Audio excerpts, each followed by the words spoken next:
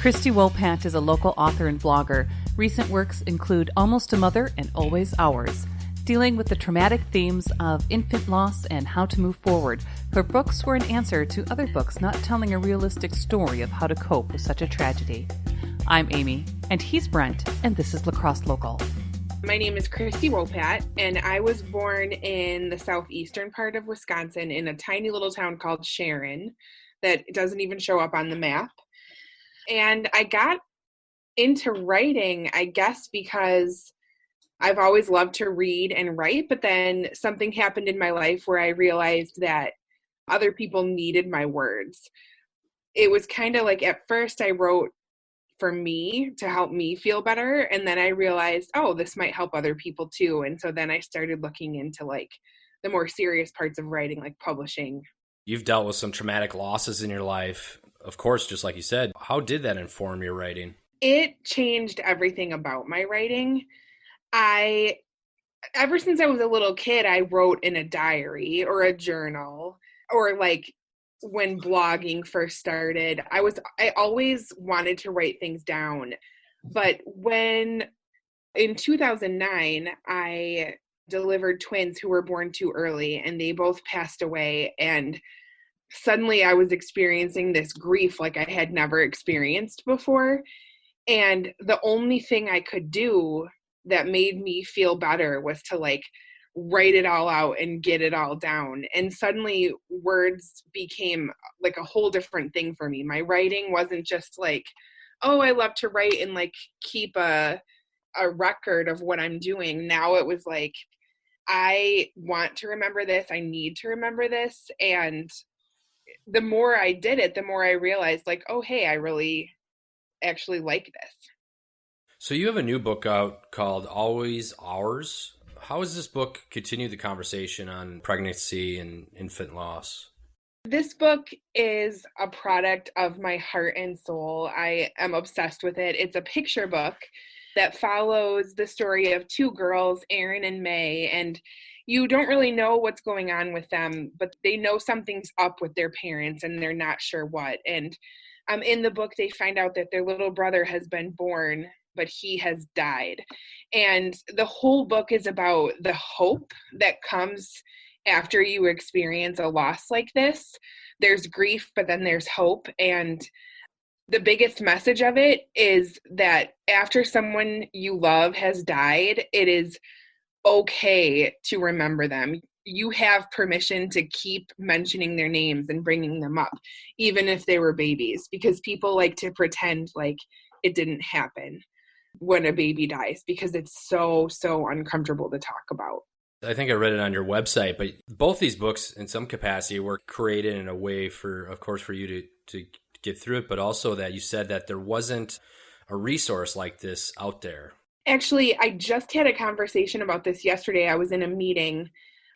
Sometimes I just cannot believe that people still think that books by PhDs on grief are like the only thing that there is. Like, this is the Bible on how you grieve. You know, I'm an elementary school teacher.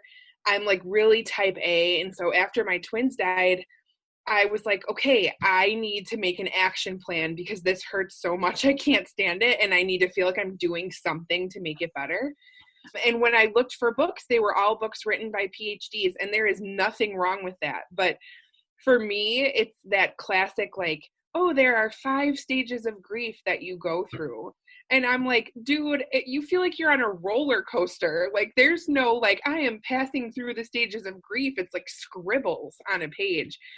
And I just felt like, I don't know, part of me as a person, I always want to be vulnerable enough so that people realize they're not alone. And so both of my books, I was as honest as I could possibly be about the reality of grief. Like in my first book, I wrote about how after my babies died, I went to Target, and when I saw a pregnant woman, I would like literally want to punch her, which is like not a normal reaction for me as a person.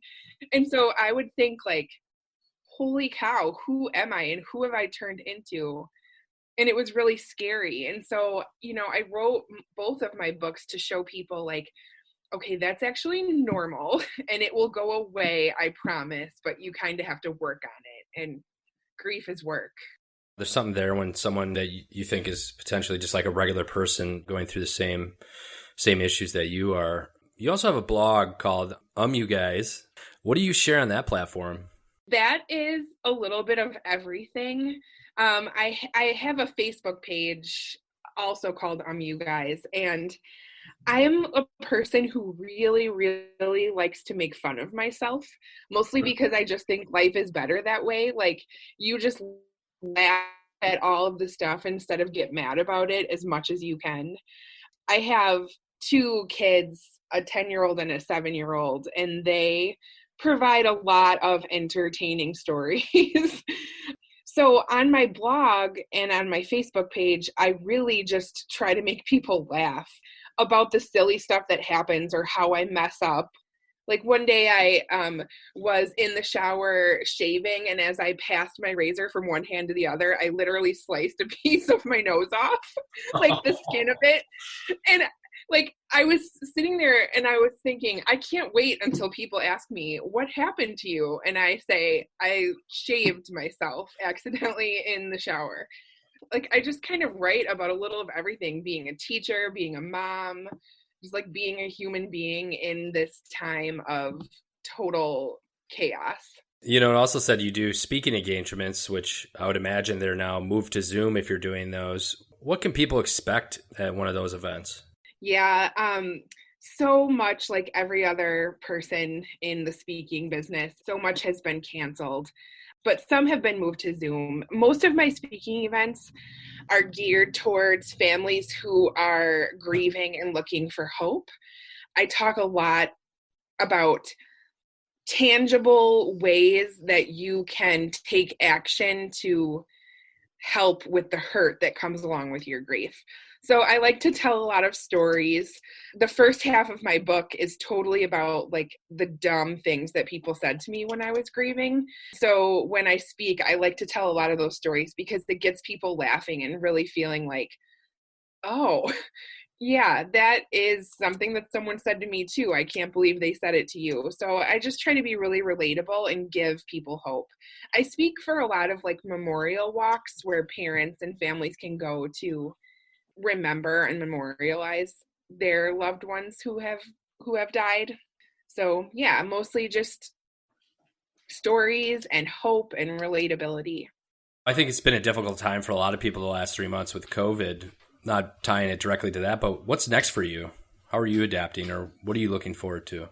Man, it has been tough. And I've been telling a lot of people that it feels a lot like grief, actually, the coronavirus, because it came out of nowhere. You know, nobody was expecting it. It's a ton of loss for everybody, whether it's something as simple as going to your favorite restaurant or like graduating from high school. You know, I feel so bad for kids, especially, that are missing out. And as a teacher and a parent, that's been weighing pretty heavily on my mind.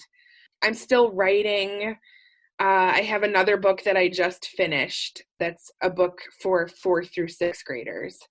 It's not published yet or anything. Like, I just finished the draft, but I'm just trying to find the humor in all of this and keep going. And hopefully we can get back to some sort of, it will never be normal again, I don't think, but some sort of, I don't know, life that we can be satisfied with and not scared. So where can people find out more about you if they want to follow along, maybe check out your blog or just see what's up with you? A good starting point would be my website, which is christywopat.com. And from there, you can get to like my Facebook page, my books, my blog. Lacrosse Local Podcast is a production of River Travel Media. Do you have an interview idea you would like to share with us? Message us on Facebook at Lacrosse Locals. Subscribe to the Lacrosse Local Podcast on your favorite podcast app. If you like us, rate us 5 stars. We thank you for it.